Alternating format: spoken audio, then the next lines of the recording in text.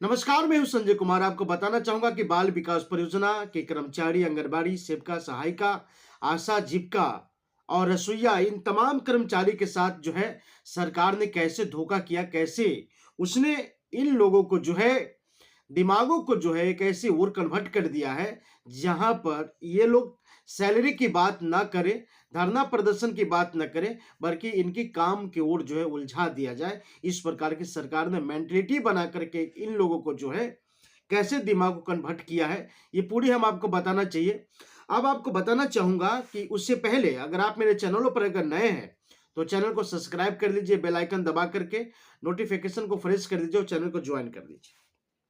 बताना हम आपको चाहेंगे कि सरकार ने जो इन सभी के लिए जो वेतन घोषित किया था, वो वेतन आचार संहिता लागू होने से पहले जो है वेतन लागू कर देना चाहिए, लेकिन ये सरकार ने वेतन लागू किया नहीं है, बल्कि इन लोगों को जो है वादे किए और किस प्रकार से सिर्फ घोषणा किए लेकिन लागू नहीं किए। कारण क्या हुआ कि इन लोगों को जो है फिर से चकमा दे दिया।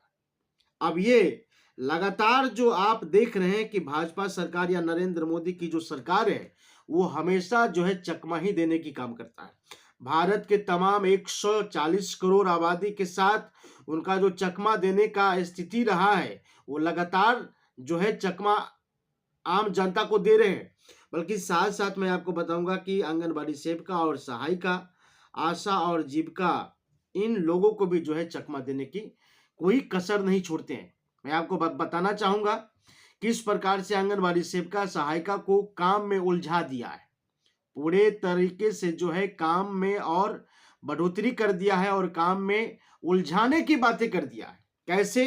अब आपको बताना चाहूंगा कि चुनाव, अब जब तक चुनाव है या चुनाव के बाद भी पंचायत में कौन अगर गलत आदमी है, कौन भ्रष्टाचार करता है, कौन किस प्रकार के काम करता है, गलत काम करने वाले को आंगनबाड़ी सेविका और सहायिका को अब जानकारी देना होगा स्थानीय पुलिस विभाग को कि यह आदमी जो है गलत कर रहा है और उसका नोटिस बना करके प्रशासन को जो है देना है सरकार के गाइडलाइन के अनुसार।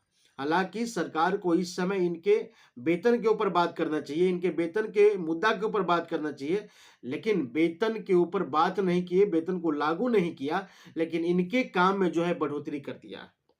देख लीजिए, वोट लेने का पूरे तरीका बता देता हूं मैं आपको किस प्रकार से सरकार ने अपनाया और सिस्टम अपना करके इन लोगों को जो है वेतन घोषणा करके मन में लालच पैदा कर दिया।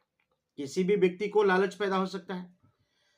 अगर किसी भी सरकारी कर्मचारी को पहले से सरकार इतने कम पेमेंट दे रहे हैं कि पहले से पेट नहीं भर रहा है, अब घोषित कर दिए उनको, मतलब ये घोषित करके बता दिया कि हम जो है पेमेंट में लागू करेंगे, हम पेमेंट में बढ़ोतरी कर दिए हैं, हम पेमेंट आपको इतने देंगे।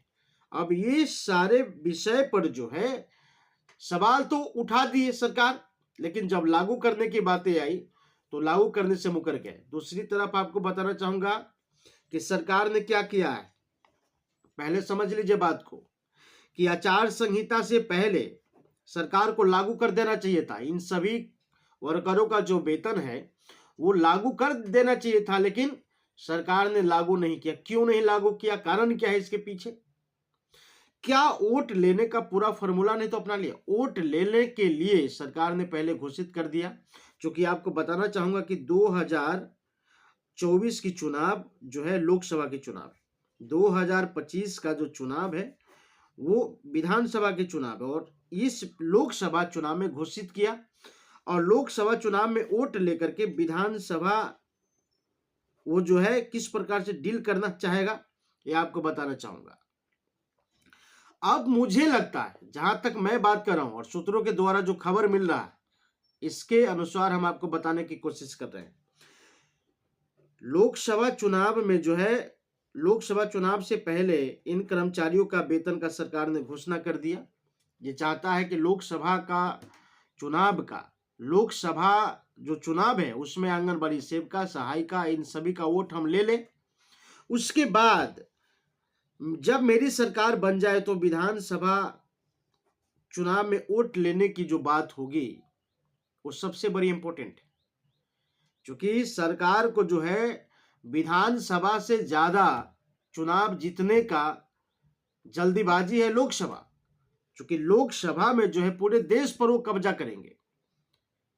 जैसे ही लोकसभा चुनाव का जो है सिस्टम बिगुल बजता है, तो सरकार जो है सोचता है कि पहले केंद्र को जो है अपने हाथ में कर ले, राज्य में तो फिर बाद में हो ही जाएगा।